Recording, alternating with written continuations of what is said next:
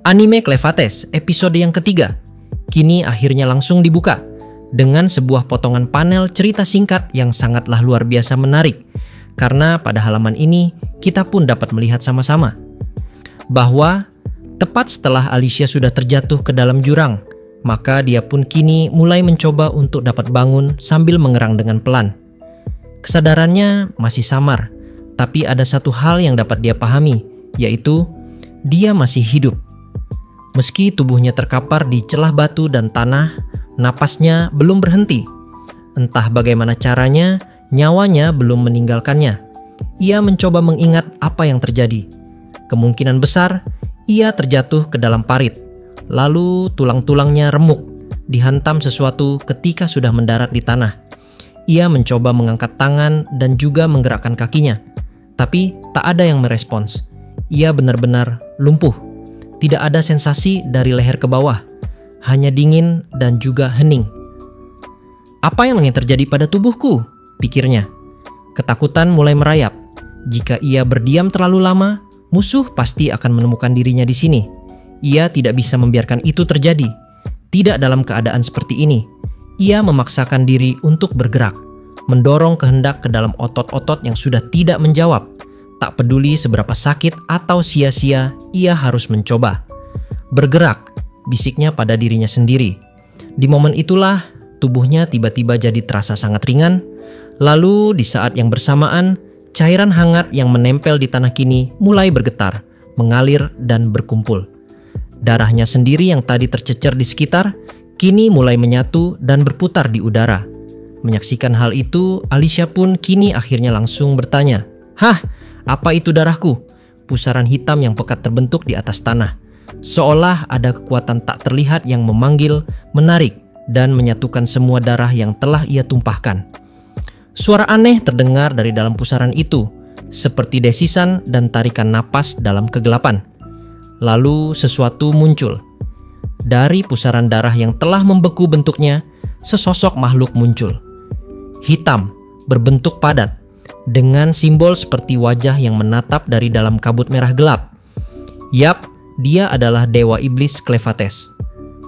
Mulai dari sinilah dia, Clevates, pun akhirnya langsung berkata kepada Alicia, "Dasar bodoh, kau telah kehilangan terlalu banyak darah," ucap makhluk itu.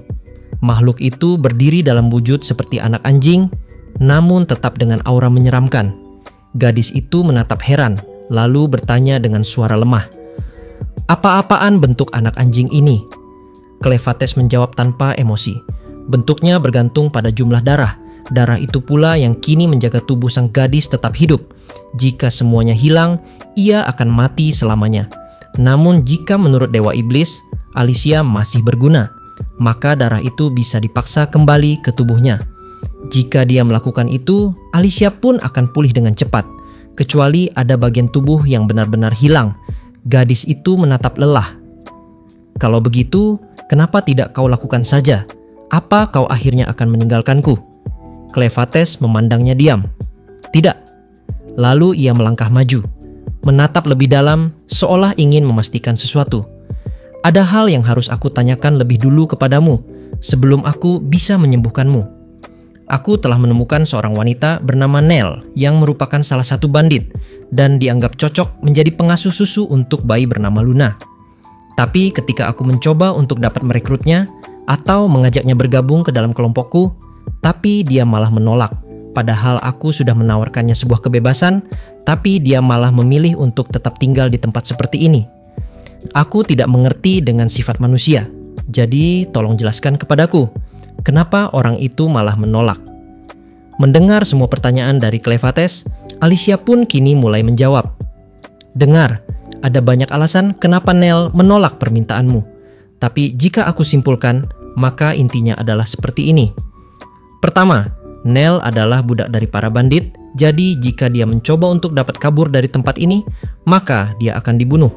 Dan yang kedua, dari sudut pandang Nell, kamu juga budak.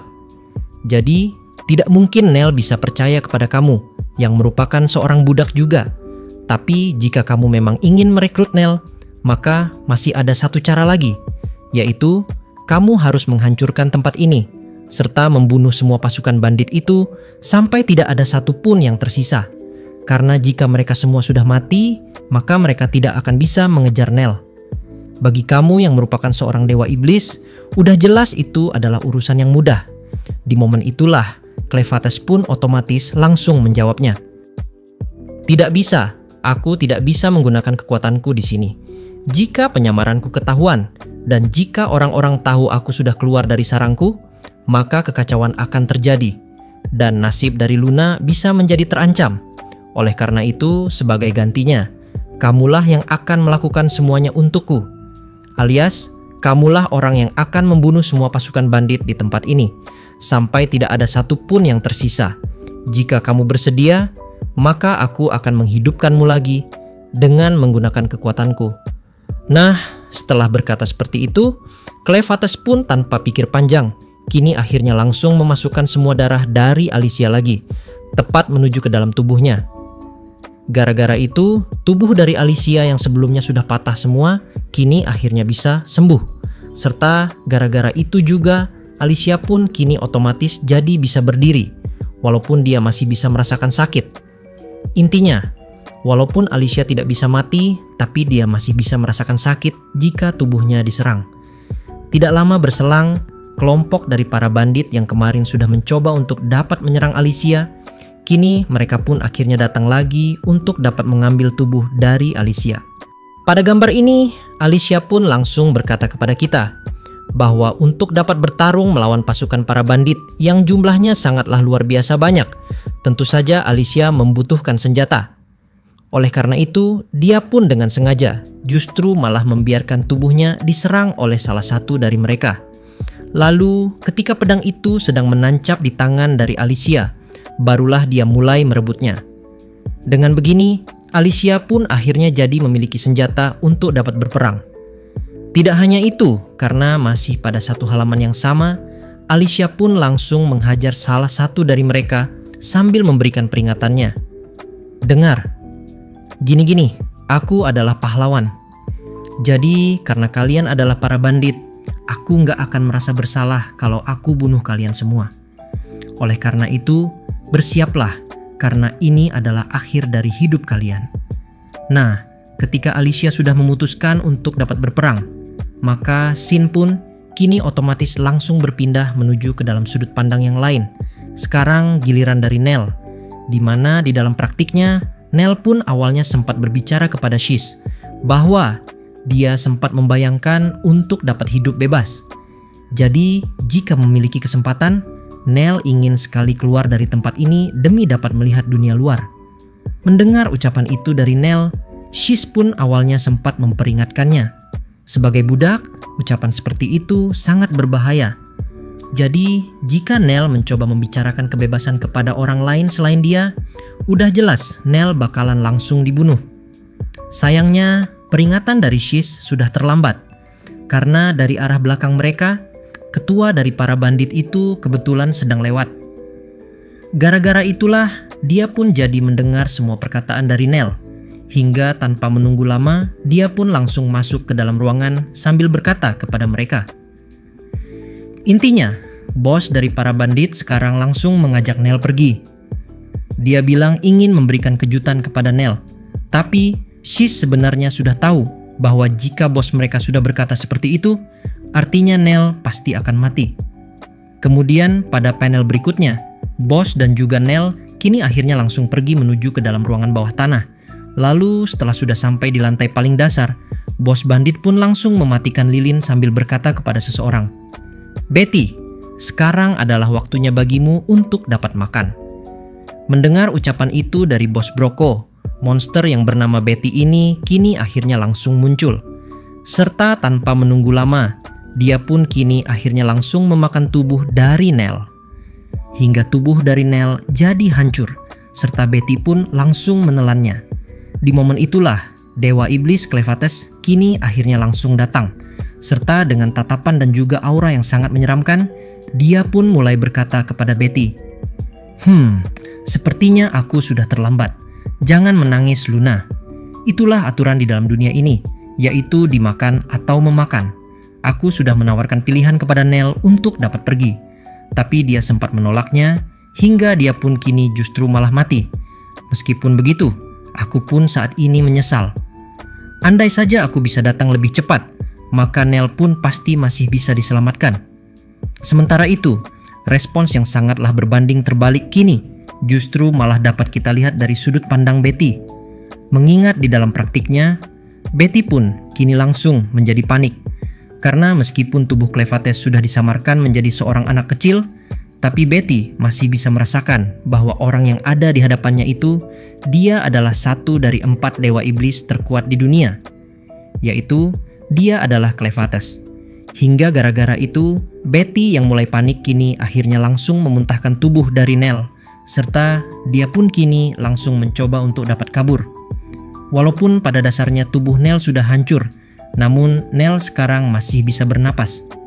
Jadi, jika Cleofates bisa menyembuhkan tubuh Nell dengan cepat, maka Nell pun saat ini masih bisa diselamatkan. Oleh karena itu, Cleofates pun langsung menurunkan Luna dari gendongannya. Lalu, dia pun langsung mengirim tubuh dari Luna dan juga tubuh dari Betty menuju ke dalam ruangan lain, sambil berkata seperti ini kepada Luna. "Luna, jaga tubuh dari Betty. Setelah aku menyelesaikan urusanku di sini, maka aku akan menghidupkannya lagi."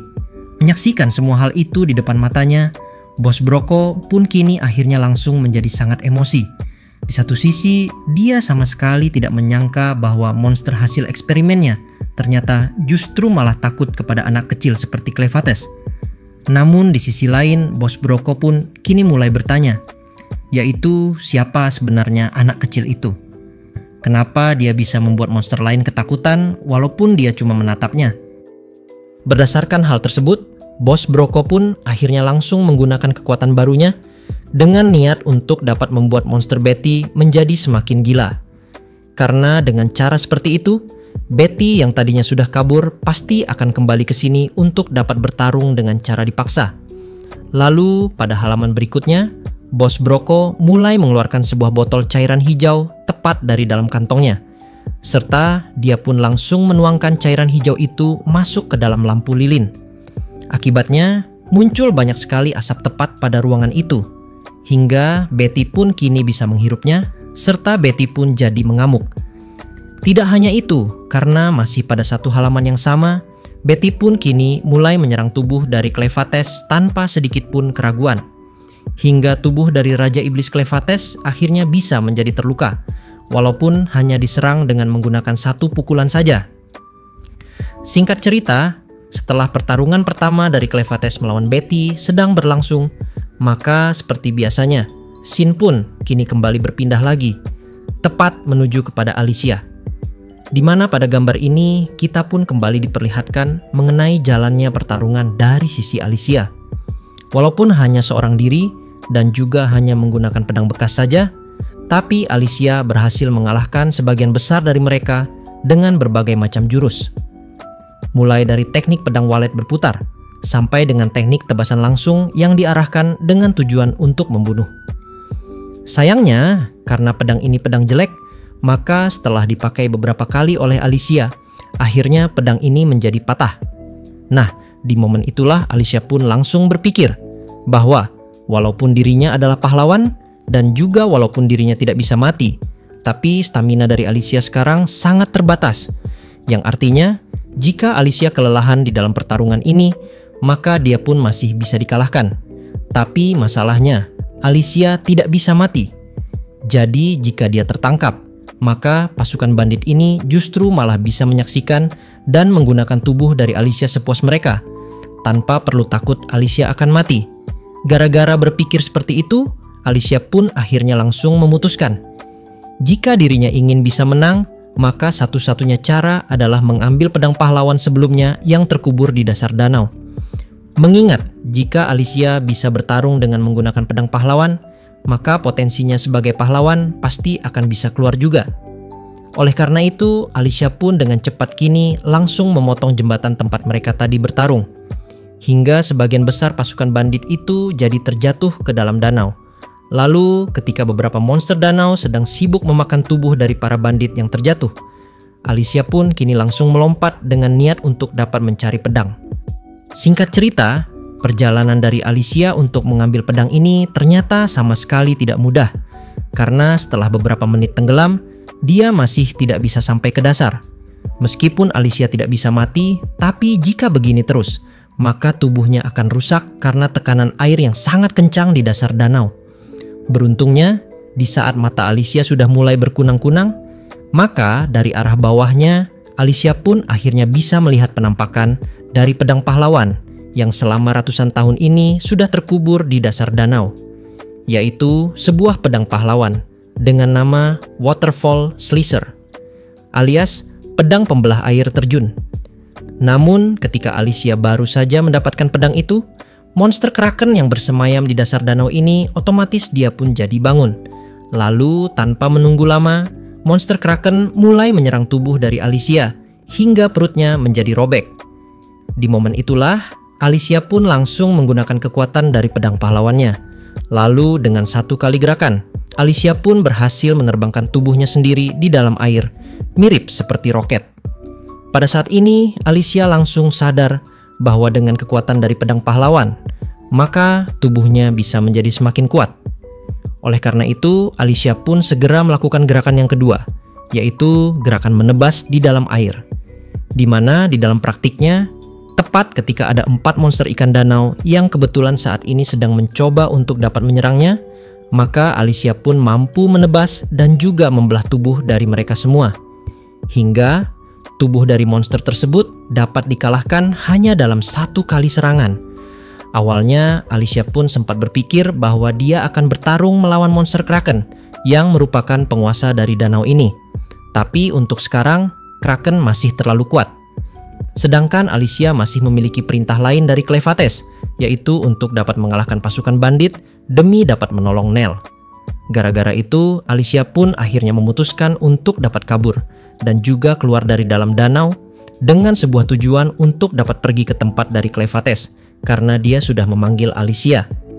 Di dalam perjalanan ini, Alicia pun terus menyerang tubuh dari pasukan bandit, hingga pada akhirnya seluruh pasukan bandit itu kini akhirnya berhasil dikalahkan, tanpa ada satupun yang tersisa juga.